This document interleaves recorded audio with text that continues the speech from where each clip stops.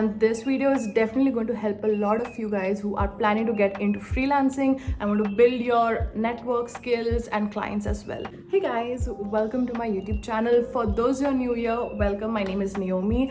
I speak a lot about SEO, marketing, like digital marketing, and also I speak about self-development, mental health, because the most difficult part about freelancing is getting clients, which I really faced a lot of issues at the start because I was like, where do I get clients from, where do I get paid? So this video is going to literally cover everything I've learned, and it's going to be super helpful. It's something that I wish I learned about when I started my journey. So this is definitely going to help you out if you're starting a freelance career, or if you're already in a freelance career and you want to just like get better at it. There are a few things that you have to keep in mind when you start freelancing. Number one is get into freelancing when you know the shit that you're doing. Please do not get into freelancing if you have no idea what your skill is. You have to develop a skill and be really good at it for you to get into freelancing, because the main thing about freelancing is like you don't get clients until they trust you. You have to build your credibility, you have to build your goodwill so that a client can actually take you. Because a lot of times what we do is that we bluff and pretend that we know a lot of shit, and when the client is actually on board and they realize that you're not bringing results, they leave, and that really puts a dent into your portfolio. It doesn't help you with referrals in the future. It puts a dent into your own income. So you have to make sure that you're so good at what you do so that when the client leaves and is done with your services, they refer you to other prospective clients, and at the same time you get continuous income and build that portfolio. Like, who doesn't want that?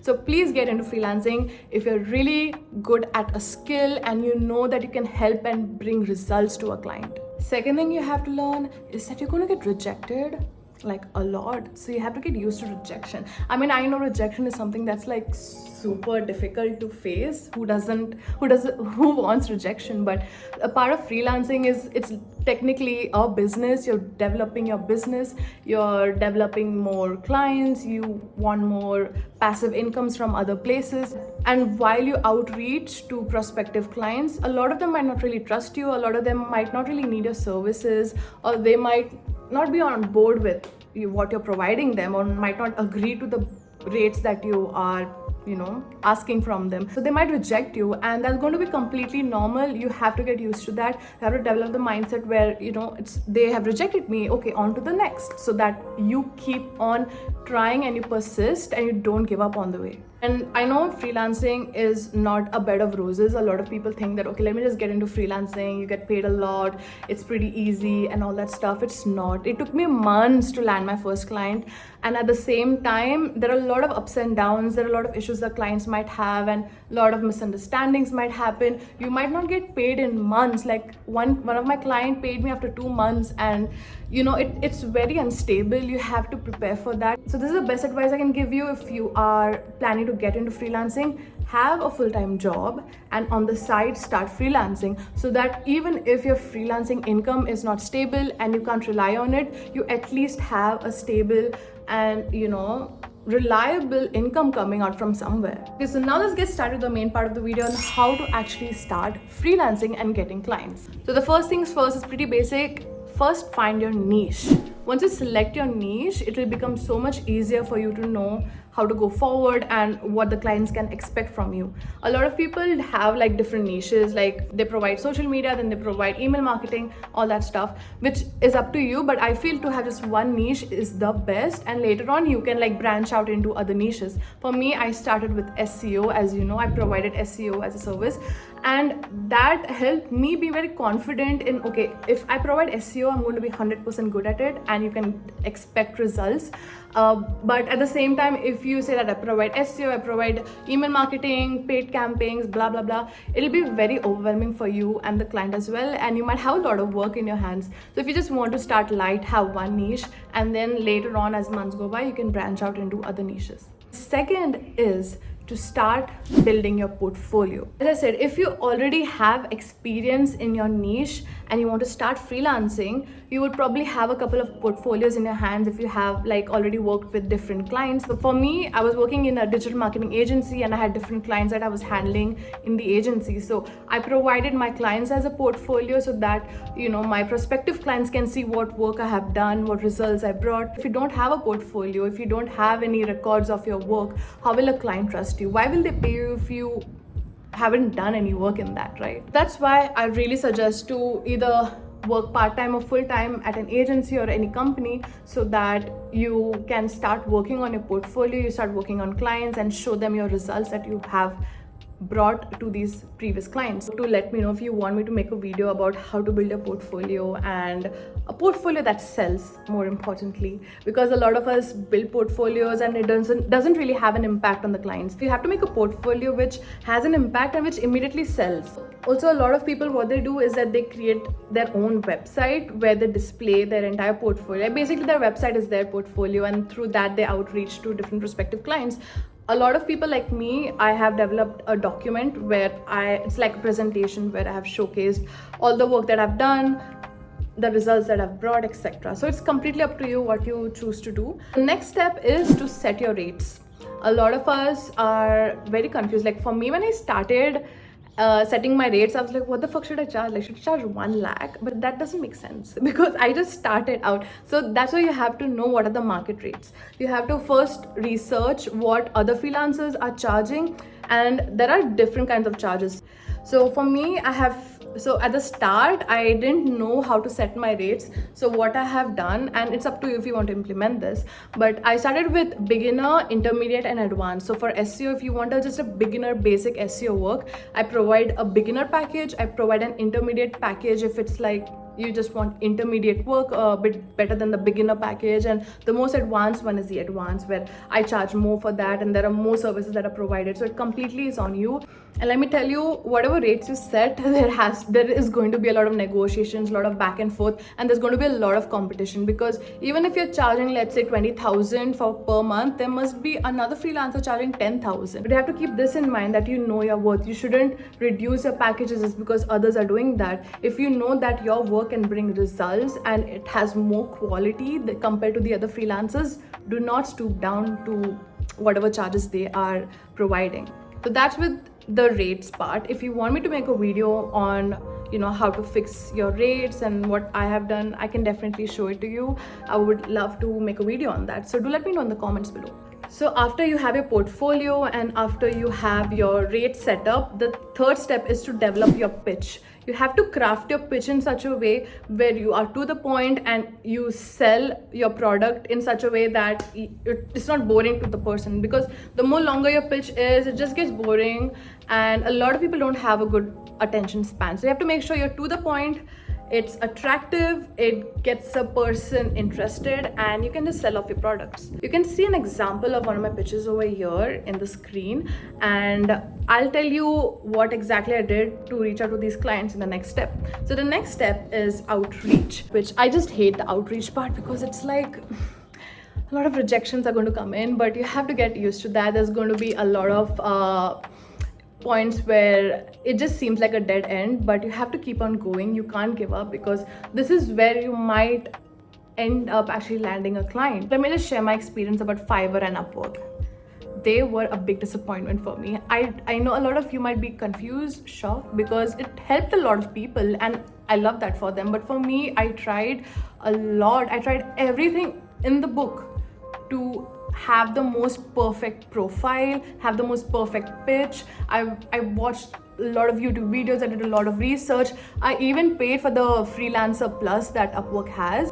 So I paid about 6,000-7,000 extra to get more connects on Upwork, and it was all a waste for me, and I just spent a lot. But I don't know, it's like I even got scammed, which you can just see in my previous video.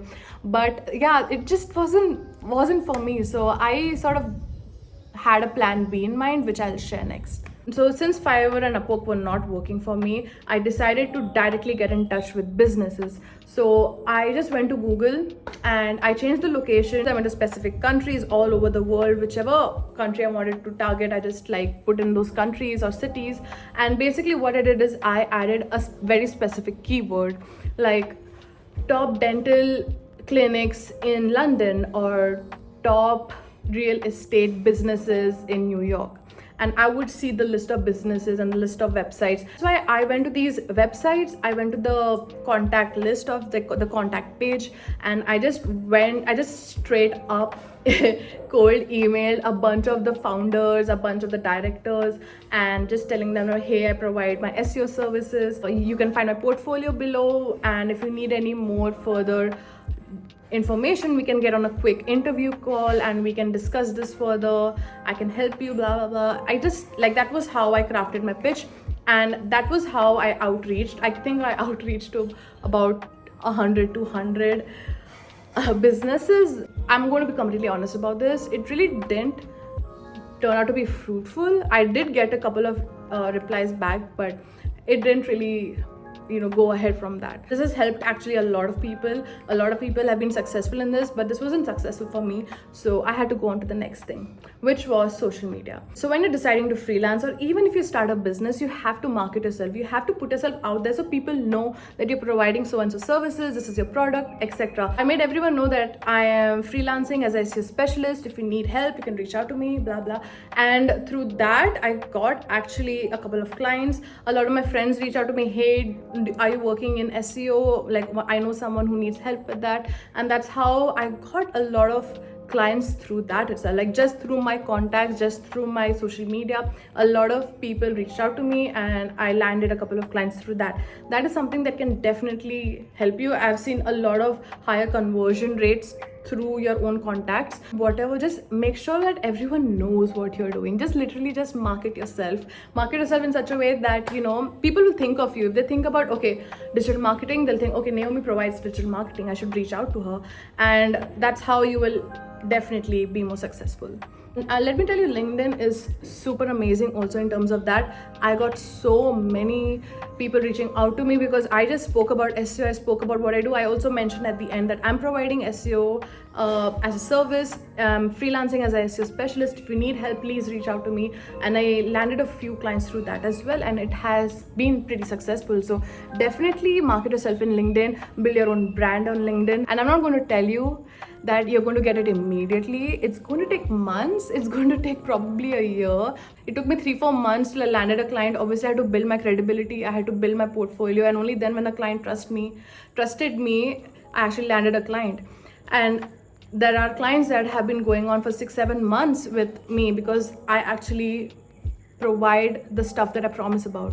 You should definitely prioritize in networking. Network with freelancers, network with businesses. The more networks that you have, the more connections that you build, it will help you in the future in one way or the other. So keep that in mind. Once you have landed a client, what you're going to do is you have to start preparing the legal work, because let me tell you, there are a lot of people that can scam you. A lot of people will take advantage of your services and they'll not really pay you, or they might come up with some excuse, or they might ghost you, which has happened so many times, and I just don't want you all to get into that. So make sure that before you finalize things with a client, you build a contract. So either in the form of an email, you can have that contract, or you can make a proper document on Canva where you can get the contract signed that both the parties are willing to get into this agreement where you're providing the SEO services for this business and your deliverables are so and so, and the client is paying you so and so. You have to have a contract. That's very important. Do not miss that. And secondly, if you're on a retainer basis, after a month is completed or after you performed a certain task, you have to make a proper invoice where it's a proper document where you can show us proof that the client has to pay you a so amount. And you can easily find the template for invoices or for contracts on Canva, which I use, and it's super helpful. You can just see a demo over here that is displayed. Even after you land a client, do not sit back and have a sip of margarita thinking that okay, now you have income, because no, this is just the starting. You have to also make sure that you provide results. You have to make sure that you're on your toes all the time.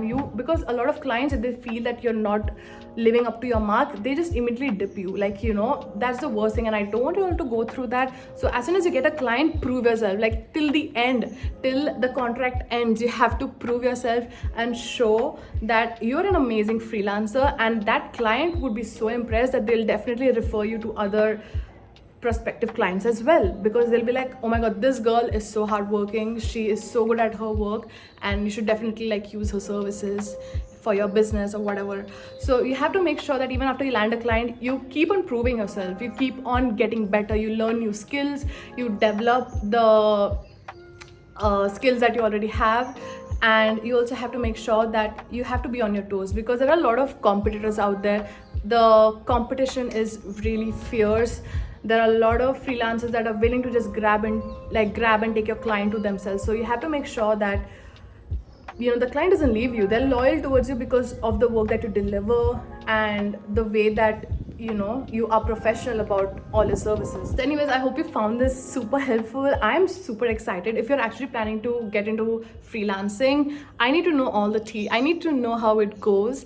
I need to tell me if you have any questions or any doubts. I'm there to help you all. Please do subscribe, like, and share this to anyone who might find this helpful. And I'll see you guys in the next video. There are some exciting videos coming up which I can't wait to share. But yeah, see you.